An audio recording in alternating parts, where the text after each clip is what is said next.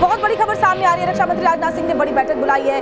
CDS और तीनों army chief के साथ उनकी मीटिंग। बॉर्डर पर जो कुछ हुआ बीती रात, उस हालात पर चर्चा होगी तीनों सेना प्रमुखों के साथ। आगे की रणनीति क्या होगी, क्या एक्शन प्लान होगा, उसको लेकर ये मीटिंग बुलाई गई है। और स्टेटस क्या रहा पूरी बात में, कैसे ताबड़तोड़ एक्शन लिए गए सीडीएस के साथ में ये बड़ी बैठक। रक्षा मंत्री राजनाथ सिंह पूरी रात लगातार जितने भी मंत्री हैं, डिफेंस एक्सपर्ट्स हैं, वो सब मॉनिटर कर रहे थे क्लोजली, क्योंकि 1971 के बाद में अब वो कॉन्फ्लिक्ट की स्थिति आई है जब इतने बड़े मैसिव लेवल पर दोनों की सेनाएं टकराई हैं। तो चीफ ऑफ डिफेंस स्टाफ और तीनों सेनाओं के प्रमुखों के साथ रक्षा मंत्री राजनाथ सिंह की ये बड़ी बैठक, क्योंकि आगे भी पाकिस्तान ये कर सकता है। पाकिस्तान ने जो नीचता की है सिविलियंस को टारगेट करके, पाकिस्तान ने जो बुज़दिली दिखाई है हमारे जो प्रतिष्ठान है जैसे कि एयरपोर्ट और साथ ही रेलवे स्टेशन और इसके अलावा सीमाओं के अंदर तक दाखिल होकर के जो गुस्ताखी पाकिस्तान ने की है पीके मिश्रा सर, उसके बाद बहुत जरूरी है किस तरह के रिटेलिएशन पाकिस्तान को दिखाए जाए। बिल्कुल, ये रिटेलिएशन बहुत जरूरी था पाकिस्तान के लिए, बिकॉज शुरू किसने किया? जम्मू से उन्होंने ही शुरू की। They started firing and sending missiles and drones। आप देखिए उनका ड्रोन्स आया था हमारा वैष्णो देवी माता जी के, हमारा वैष्णो देवी मंदिर के ऊपर भी ड्रोन आया था जिसको गिराया गया। उनका 2 ड्रोन आया था जम्मू का यूनिवर्सिटी के ऊपर। क्या किस लिए भेजे थे उन्होंने? मान लिया जम्मू एयरपोर्ट को आया था, वो 8 के मिसाइल हमने गिरा दिए थे, लेकिन उस जगह पर आना हमारा यूनिवर्सिटी के ऊपर, वैष्णो माता जी के ऊपर, वहां पर भेजना ड्रोन, इसका मतलब जानबूझकर भेजे थे। अभी मैंने सांबा और अखनूर को बात किया था मैंने सुबह। सांबा अखनूर में कल रात को जब उन्होंने आर्टिलरी से फायर किए, यहाँ से आर्टिलरी का बैरेज फायर हुआ है सियालकोट के ऊपर। बिल्कुल उन्होंने 10 से 10 गुना 100 फायर किया गया और इतने ज्यादा फायर किए हैं। मैं रियली मेरे लड़कों को सैल्यूट कर रहा था जिन्होंने अच्छी तरह रिप्लाई दिया है। और पोखरण के ऊपर वादा, पोखरण में भी उन्होंने अनसक्सेसफुल रहे। वहां पर जितने हमारा एयरपोर्ट था सबके ऊपर किए थे, लेकिन कुछ नहीं हुआ। बॉर्डर में मैं बताना चाहता हूँ, तंगधार में अभी चल रहा है, तंगधार में आर्टिलरी सेलिंग चल रहा है, रिप्लाई भी चल रहा है। तंगधार के साथ साथ अपना पूंछ राजौरी में भी बहुत बुरी तरह अभी फायरिंग चल रहा है, दोनों साइड से अभी चल रहा है। लेकिन उनको भुगतना पड़ेगा। हमारे जो सिविलियंस हैं, कितनी स्मार्टली प्ले कर रही है, कितनी लंबी प्लानिंग के साथ में, बहुत स्मार्टली, बहुत ब्रेवली हर एक्शन लिया जा रहा है। रमेश सर, आखिरकार पाकिस्तान ने देख लिया कि भारतीय सिंदूर की ताकत क्या है, ऑपरेशन सिंदूर की ताकत क्या है। इस बीच एक बड़ी ब्रेकिंग, भारत के हमले की वजह से पीओके में दहशत का माहौल है। इस बीच शकरगढ़ इलाके में घर छोड़कर लोग भागने को मजबूर हो गए। ट्रक में सामान लेकर लोग जाते हुए नजर आए हैं। बड़ी जानकारी, देखिए लोगों में कितनी दहशत है। लोगों को समझ में आ गया है कि ना तो हमारा एयर डिफेंस सिस्टम काम कर रहा है, ना ही हमारी सरकार काम कर रही है और ना ही हमारी सेना, और इसीलिए डर के मारे लोग ट्रक में बैठकर भागते हुए नजर आए। से पहले गधों पर चढ़कर भागते हुए नजर आए थे। तो पीओके का ये शकरगढ़ है जो देखिए खाली हो रहा है। एब्सोल्युटली रमेश सर, ये भारत का ऑपरेशन सिंदूर है। ये लाल सिंदूर लाल लहू बहाकर ही बदला लेगा। ये बात लाउड एंड क्लियर भारत ने दिखा दी है, बता दी है। अगर एक्शन होगा तो उसका रिएक्शन भी होगा। देखिए, दुश्मन और हमारा देश में एक बहुत बड़ा फर्क दिखाई दे रहा है। हमारा देश में एवरीथिंग कोऑर्डिनेटेड है, पॉलिटिकल लीडरशिप, मिलिट्री लीडरशिप और पब्लिक के साथ में हमारा कोऑर्डिनेशन है। हर रोज़ प्रेस ब्रीफिंग हो रहा है, जनता को बता दिया जा रहा है कि हुआ क्या है, मीटिंग हो रहा है, प्लानिंग हो रहा है। और उनके देश में देखिए, हमें तो कभी एक वीडियो भी देखा नहीं है कि उनका आपस में मीटिंग हो रहा है या कुछ कर रहे हैं, और ना उनका जनता को उन्होंने कोई संदेश दे रहे हैं। इसलिए उनका जनता में भागदौड़ मचा हुआ है क्योंकि उनको पता नहीं हो क्या रहा है। रमेश जी, सबसे बड़ी बात है रमेश सर कि उनके यहाँ कोई कोऑर्डिनेशन तो नहीं है। इसके अलावा पाकिस्तान कभी स्वीकार नहीं करता कि उसने किया क्यों है और क्या किया है, क्योंकि वो गलत करता है। देखिए, वो तो अपने सैनिकों की शहादत को भी अपनाने से इनकार करता है, सैनिकों के शवों को लेने से भी इनकार करता है। दूसरी तरफ भारत है कि भाई अगर ऑपरेशन सिंदूर अभी जारी है, तो रक्षा मंत्री ने कल कह दिया कि ऑन गोइंग है, अभी पाकिस्तान चैन की नींद न सोए। रमेश सर, देखिए पाकिस्तान में, देखिए Pakistan navy, Pakistan air force, Pakistan army, इनके बीच में पता लग गया कि इनके बीच में कोऑर्डिनेशन है ही नहीं। अब जनरल मुनीर का हालत बहुत बुरा हालत है। जनरल मुनीर के ऊपर विद्रोही हो सकता है और ये भी हालत हो सकता है शायद जनरल मुनीर को मार भी सकते हैं, उन्हीं के आर्मी वालों ने भी मार सकते हैं। और जिस तरीके से मैं बता रहा हूँ, जिस तरीके से हमने रिप्लाई दी, एक्चुअली शुरू उन्होंने किए ऑपरेशन सिंदूर, हम इसलिए किए क्योंकि पहलगाम उन्होंने शुरू किए और ये जनरल मुनीर का ही प्लानिंग है and nobody else. It is not Hafiz Saeed. Hafiz Saeed के थ्रू में कराया गया था बहावलपुर से, लेकिन जनरल मुनीर का ये प्लानिंग है, लेफ्टिनेंट जनरल आसिफ मलिक का प्लानिंग है और इनको भुगतना पड़ेगा। साथ में पूरा पाकिस्तान गवर्नमेंट को भी और पाकिस्तान आर्मी को भी भुगतना पड़ेगा। और इनका विद्रोह शुरू हो चुका है। अभी इमरान वर्सेस जनरल मुनीर भी शुरू हो गया है। कई वॉरफेयर खुले हुए हैं, आपसी कलह से जूझ रहा है। भारत के साथ दुश्मनी पाल लिया, अफगानिस्तान इनके साथ नहीं है, अपने खुद के लोग इनके साथ में नहीं है। कैसे पाकिस्तान में क्या कुछ होने वाला है ये देखना बहुत महत्वपूर्ण होगा, क्योंकि उल्टी गिनती श्वेता जरूर स्टार्ट हो गई है। बिल्कुल, और बड़ी खबर एक के बाद एक सामने आ रही है और आपको बता दें कि देखिए 10 बजे जब एमए की प्रेस कॉन्फ्रेंस होगी जाहिर तौर पर बड़ी बातें सामने आएंगी, लेकिन अभी क्या स्ट्रैटेजी है वो समझिए। अब पाकिस्तान को भूखा मारने की तैयारी। आज अंतर्राष्ट्रीय यानी आईएमएफ की ये जो बैठक है उसमें पाकिस्तान को खैरात में नहीं मिलेंगे 11,000 करोड़। भारत आईएमएफ से पाक के पैकेज का विरोध करने वाला है। वेरी अमेजिंग और बहुत अमेजिंग डिसीजन होगा अगर ये ऐसा होता है, क्योंकि पाकिस्तान को समझना चाहिए कि अगर आप वर्ल्ड वाइड टेरर को सप्लाई करोगे तो कोई कंट्री आपके लिए मदद करने के लिए नहीं खड़ी होगी। भारत ने भी पानी रोक दिया। इस बीच टाइम्स नाउ अब भारत की एक बड़ी टीम ग्राउंड एरियाज में मौजूद है। लोकेशन सिक्योरिटी पर्सपेक्टिव की वजह से हम नहीं बताएंगे, लेकिन अपडेट पूरा करेंगे। हमारे साथ में मनोज, साहिल, सोहेल, पुलकित हमारे सहयोगी मौजूद है और डिफेंस एक्सपर्ट भी श्वेता हमारे साथ है। साहिल सोहेल के पास सबसे पहले चलते हैं। बिल्कुल वॉर फ्रंट पर साहिल सोहेल इस वक्त नजर आ रहे हैं। साहिल आप बताइए रात भर क्या हुआ? हमने अपडेट्स अपने दर्शकों तक पहुंचाया, लेकिन दिन का उजाला होते होते अब जब तस्वीरें और साफ हो रही है, क्या जानकारी वहां से साहिल?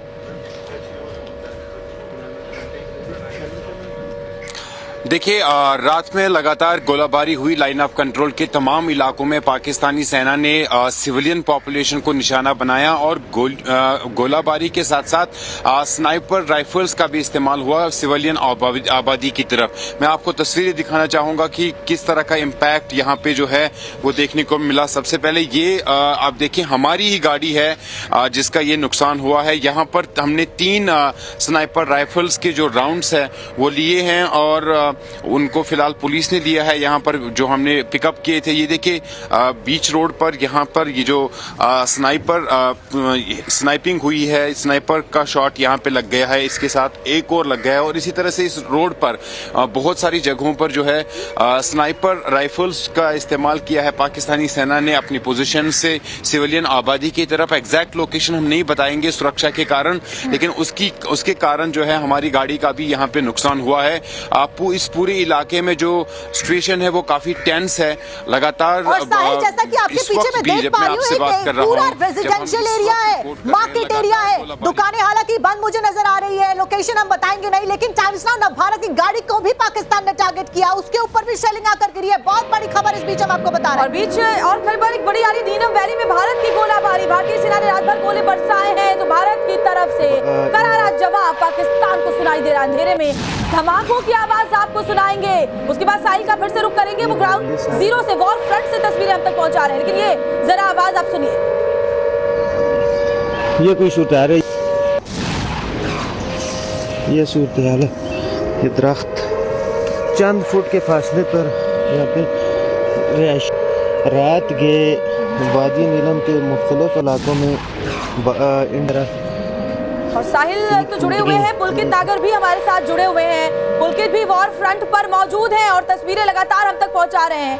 पुलकित, क्योंकि जितने भी राज्य सीमाओं से लगे हुए हैं वो खासतौर पर वहां रहने वाले सिविलियंस पाकिस्तान के टारगेट पर हमेशा रहे हैं, लेकिन कल रात तो हद हो गई जब सीमा से काफी अंदर तक पाकिस्तान ने कोशिशें की और हमारे एयर डिफेंस सिस्टम ने हर बार नेस्तनाबूद कर दिया। सुबह की क्या अपडेट्स वहां से हैं?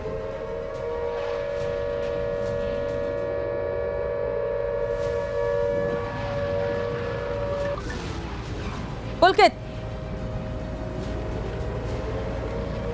आई थिंक पुलकित तक आवाज नहीं पहुंच पा रही, लेकिन साहिल सोहेल क्योंकि हमारे सहयोगी लगातार हमारे साथ में बने हुए हैं। साहिल, फिलहाल आप एक बार फिर से तस्वीरें दिखाइए, क्या कुछ हैपनिंग है और क्या कोई कैजुअलिटी भी हुई है, क्या कोई घायल हुआ है? क्योंकि आपने गाड़ी का हाल दिखाया, टाइम्स नाउ भारत की गाड़ी के ऊपर कैसे शेलिंग हुई तो पाकिस्तान के मोटर आके गिरे। हालांकि सभी मिसाइल्स को डिफ्यूज आसमान में ही कर दिया गया और खत्म कर दिया गया।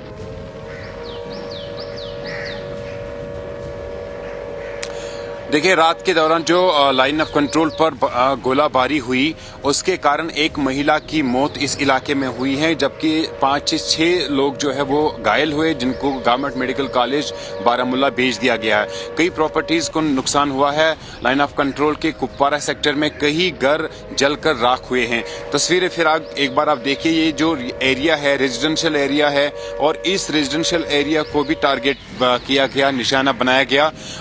जो छोटे हथियार है उनसे जो है गोलाबारी की गई, उनसे टारगेट किया। उसके साथ साथ स्नाइपर राइफल्स का इस्तेमाल पाकिस्तानी सेना ने किया, और वो जो स्नाइपर राइफल्स के राउंड्स जो है वो इस मार्केट से मिले। फिलहाल पुलिस ने उन्हें लिया, क्योंकि इन्वेस्टिगेशन लगातार इस तरह के मामलों की होती है, कार्रवाई दर्ज होती है, उसके बाद इन्वेस्टिगेशन होती है। लेकिन लोग सहमे हुए हैं, डर का माहौल है, क्योंकि जिस तरीके से रेजिडेंशियल एरियाज को निशाना बनाया जा रहा है, जिस तरीके से रेजिडेंशियल एरियाज में जो है छोटे हथियारों का और अब स्नाइपर राइफल्स का इस्तेमाल पाकिस्तानी सेना के पोजीशन से हो रहा है, उससे कहीं ना कहीं पर सिचुएशन जो है टेंस है। हालांकि भारतीय सेना ने लगातार इस जो पाकिस्तानी सेना ने कार्रवाई की उसका लगातार टारगेट करना ये पाकिस्तानी कर सकता है। भारत ने कभी ऐसा नहीं किया। क्लियर किया गया था प्रेस कॉन्फ्रेंस में, हमने आतंकी ठिकानों को टारगेट किया, यहाँ तक कि सैन्य ठिकानों को भी श्वेता टारगेट नहीं किया। लेकिन वॉर क्राइम होता है, किसी होली प्लेस को आप टारगेट कर रहे हो, स्कूल को आप टारगेट कर रहे हो, जैसा कि उन्होंने पुंछ में अभी किया। इस पुल के क्या अपडेट है?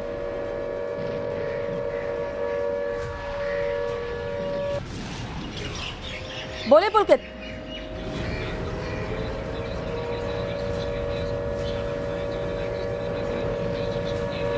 पुलकित को लग नहीं रहा अभी आवाज आ रही है, पहले कनेक्शन ठीक से हो जाता है फिर हम उनसे बात करते हैं।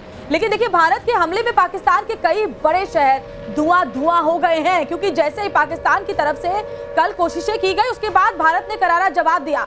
भारतीय सेना ने जमकर तबाही मचाई। और चलिए अब आपको ये भी बताते हैं कि पाकिस्तान के वो कौन कौन से शहर हैं जहां तबाही हुई, और वो शहर क्यों पाकिस्तान के लिए बहुत खास है, जहां भारतीय सेना ने ये हमले किए हैं। वो शहर एक बार मैप के जरिए श्वेता जल्दी से बता देते हैं। तो ये पाकिस्तान का मैप कहां भारतीय सेना ने दिखाया कि अब आपको डरने की जरूरत है, घुटने टेकने की जरूरत है। सर, मैं चाहूंगी आप आए हमारे साथ और जरा इन इलाकों की इंपॉर्टेंस जरा बताएं हमारे दर्शकों को कि आखिर इन जगहों को क्यों खास माना जाता है पाकिस्तान के लिए, और इंडिया ने इन्हीं जगहों को खास तौर पर क्यों चुना। आइए सर, और सबसे इंपॉर्टेंट तो कराची से शुरू करें, क्योंकि आर्थिक राजधानी, वैसे ही आर्थिक स्टेटस खराब है, नीचे जा रही है इकोनॉमी, और कराची से शुरू करें। बताइए जरा। जो कराची है वो सबसे इम्पोर्टेंट पोर्ट है पाकिस्तान के लिए, और वो उनका इकोनॉमिक कैपिटल है, जैसे हमारा बॉम्बे शहर है।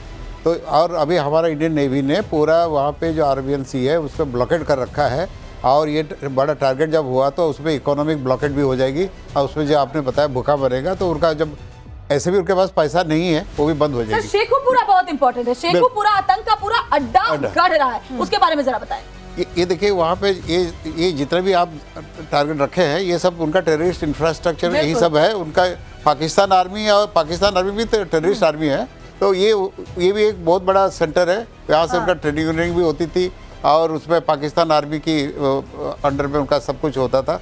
तो ये जो शहर है ये भी बहुत इंपॉर्टेंट है। सियालकोट भी बहुत इंपॉर्टेंट है, यहाँ पर एयर स्ट्राइक भी की गई थी भारत के द्वारा। सियालकोट कैंट एरिया में, कैंट एरिया वो एरिया जहाँ पर बहुत हाई सिक्योरिटी होती है। ये कैसा हाई सिक्योरिटी एरिया, यहाँ पर भी ये कुछ नहीं कर पाए। इनका तो जितना भी मिलिट्री कैंटोनमेंट है वो खाली कहने के लिए है उनका, बिकॉज हमने जब उनका एयर डिफेंस सिस्टम ही काम नहीं कर रहा था, तो इसी वजह से हमें हमारा जो सबसे इम्पोर्टेंट है रावलपिंडी। बात बताइए जरा, पाकिस्तानी सेना का हेडक्वार्टर है, पाकिस्तानी सेना के हेडक्वार्टर में अगर इस तरीके से अटैक किया गया है, तो सोचिए जरा कि ना सिर्फ उनका एयर डिफेंस सिस्टम पूरी तरह से न्यूट्रलाइज था, बल्कि किसी तरह की कोई तैयारी नहीं, और बिना तैयारी के उन्होंने इस तरह के आतंकी हमले को अंजाम देने की कोशिश की। सर, इसके बारे में बताइए। रावलपिंडी तो उनकी सरकार भी सब छुप गए ना, वहाँ पे मिलिट्री हेडक्वार्टर है, उनकी सरकार वहीं से चलती है।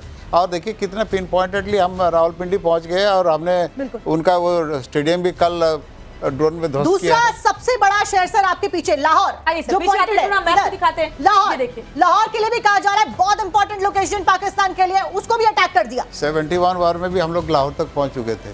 तो लाहौर को तो उनका लिए जितना भी, बिकॉज जैसे पाकिस्तान में पंजाब सबसे बड़ा प्रोविंस है, बाकी पंजाब छोड़ देने से पाकिस्तान में कुछ है ही नहीं, और लाहौर उसका जो हार्ट कहा जाता है। और पिछले दफ़ा भी हम पहुंच चुके थे, इस दफ़ा भी हमने वहीं तक जो मेन टारगेट है उसको अटैक किया। और हमने सब के नीचे की डिटेल भी लिखी है, इसीलिए कि ताकि आप समझ पाए कि ये जो इंपॉर्टेंस है इन जगहों की वो क्यों है। उसके अलावा देखिए तमाम जो अपडेट्स है वो तुम आपको बता रही। और बड़ी खबर दरअसल सर आए सर बैठे, फिर हम आपके इस बीच और एक भी बड़ी जानकारी खबर आपसे दर्शकों को बता दें, पीओके के कोटली में भी धमाकों की आवाजें सुनाई दी गई है। ये बड़ी जानकारी, भारतीय सेना ने पीओके में एक के बाद एक गोलियां बरसाई हैं और ये सिलसिला जारी है। श्वेता, तो भारतीय सेना ने पाक ऑक्यूपाइड कश्मीर में जरा देखिए जवाबी कार्रवाई से लोग कैसे खौफ से डरे सहमे हैं। कोटली में भी धमाकों की आवाज सुनाई दी है, आप भी जरा सुनिए। ये फायरिंग की आवाजें आ रही हैं पूरे कोटली में।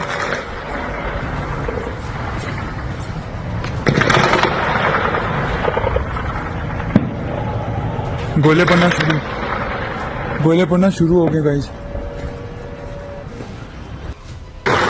ये फायरिंग की आवाजें आ रही हैं पूरे कोटली में।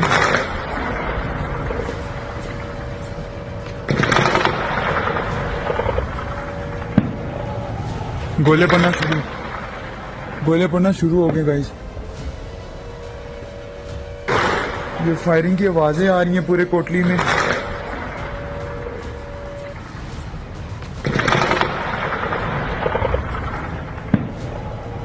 गोले पड़ना शुरू हो गए गाइस। ये फायरिंग की और आवाजें आ पुलकित रही नागर से एक बार फिर से कोशिश करते हैं बात करने की, लेकिन शायद उनको हमारी आवाज नहीं मिल पा रही है। हितेन हमारे साथ जुड़ गए। हितेन, गुजरात में भी लगातार पाकिस्तान की तरफ से कल ये हिमाकत की गई कि वहां जो बॉर्डर से लगे इलाके हैं वहां लोगों को, सिविलियंस को टारगेट किया जाए। वहां रात भर क्या स्थिति रही, सुबह क्या निर्देश जारी किए गए हैं, वहां से अपडेट्स बताएं। अब बिल्कुल देखिए, अगर मैं आपको बता दूं कि करीब 9 घंटे हो चुके हैं, कच्छ रीजन जो है पूरी तरह से अभी भी ब्लैकआउट है। उजाला हो चुका है, दिन निकल चुका है, लेकिन ब्लैकआउट अभी भी हटा नहीं है। जो बिजली करीब रात में 9:24 के आसपास काटी गई थी, वो बिजली अभी भी कटी हुई है। हालांकि मैं आपको बता दूं कि जो 6 ड्रोन सरक्रिक के पास जो देखे गए थे उसमें से 3 को मार गिराया गया था, लेकिन 3 ड्रोन डर के मारे वापस पाकिस्तान की ओर रवाना हो गए थे। इस तरीके की जानकारी सूत्रों की तरफ से मिल रही है, लेकिन जो डिस्ट्रिक्ट एडमिनिस्ट्रेशन है उसकी तरफ से यही बताया गया था कि 3 ड्रोन को जो है न्यूट्रलाइज किया गया है। उसके बाद से किसी भी प्रकार की हरकत जो है अब तक पाकिस्तान की तरफ से कच्छ की सीमा में देखा नहीं गया। लेकिन दूसरी ओर बात करूं तो जब कच्छ की सीमा में ब्लैकआउट किया गया और इन 3 ड्रोनों को न्यूट्रलाइज किया गया, तो वही बनासकांठा के साथ लगी हुई भारत पाकिस्तान की सीमा के इर्द गिर्द के भी 24 गाँव में अब तक बिजली गुल है, अब तक ब्लैकआउट है। उसके अलावा पाटन को ब्लैकआउट कर दिया गया है। द्वारका में ओखा पोर्ट के पास IMBL पर नेवी को भी स्टैंड बाय रखा गया है। लेकिन देर रात जिस तरीके से पीओके हो या फिर अन्य ठिकानों पर पाकिस्तान जिस तरीके से हरकत करता रहा, अपनी नापाक हरकत करता रहा, उस तरीके की हिम्मत गुजरात के किसी भी सीमा पर करने की कोशिश नहीं की, क्योंकि पाकिस्तान को पता है अगर यहाँ पर अगर हिम्मत करता तो यहाँ से जो सबसे नजदीक का जो उनका डिस्ट्रिक्ट है पाकिस्तान का, वो हैदराबाद है, कराची है, वहां पर काफी नुकसान हुआ है। हालांकि कच्छ रीजन में अब तक जानकारी ऑफिशियल किसी भी प्रकार की दी नहीं गई है कि क्या किया जा रहा है। मिनिस्ट्री ऑफ एक्सटर्नल अफेयर्स के द्वारा एक प्रेस ब्रीफिंग की जानी है सुबह 10 बजे, जिसमें ये डिटेल्स दी जाएगी। रमेश सर, एक कहावत कही गई थी, दुर्योधन रण ऐसा होगा फिर कभी नहीं जैसा होगा, यानी कि छेड़ा आपने है, अंत तक हम लेके जाएंगे। पाकिस्तान मुंह की खा रहा है। और इस बीच एक बड़ी ब्रेकिंग हम लगातार आपको बता रहे हैं कि 10 बजे MEA की प्रेस कॉन्फ्रेंस होगी। और देखिए एक बार फिर से कर्नल सोफिया और व्योमिका ये जानकारी साझा करेंगी। और बड़ी खबर ये कि 10 बजे जब ये प्रेस ब्रीफिंग की जाएगी उसमें हर बात साफ करी जाएगी। जनरल रमेश पारी, आपसे मैं समझना चाहूंगी, क्योंकि देखिए अभी तक जितनी जानकारियां हमें मिली हैं वो पुख्ता तौर पर अब MEA की तरफ से सामने रखी जाएगी, तब ये बात क्लियर होगी कि कल पाकिस्तान ने जब अटैक्स करने की नाकाम कोशिशें की तो कौन कौन से एरियाज में की, उसका क्या कुछ इम्पैक्ट हुआ, और इसके अलावा ये भी कि भारत ने जब रिटेलिएशन किया कहां कहां किया और उसका क्या असर पाकिस्तान में देखने को मिला। रमेश सर, बिल्कुल, देखिए हमारा जितना भी रिटेलिएशन में है, हमने जितना भी टारगेट लिया है, ये उनका सारा इम्पोर्टेंट शहर है और इम्पोर्टेंट प्लेसेस है जहाँ पे हमें लगा कि भाई यहाँ पे टेरर का बढ़ावा वहीं से मिलता है, वेरी सिलेक्टिवली। जबकि पाकिस्तान ने, उनके पास तो कोई टारगेट था ही नहीं। हमारा एम एंड ऑब्जेक्टिव शुरू से ही क्लियर था कि हमें पाकिस्तान की में जो टेररिज्म की इंफ्रास्ट्रक्चर बनाए उसको ध्वस्त करना है। इसलिए हमारा ऐसे कोई जगह नहीं है जहाँ कि आप पहुँच नहीं सकते हैं।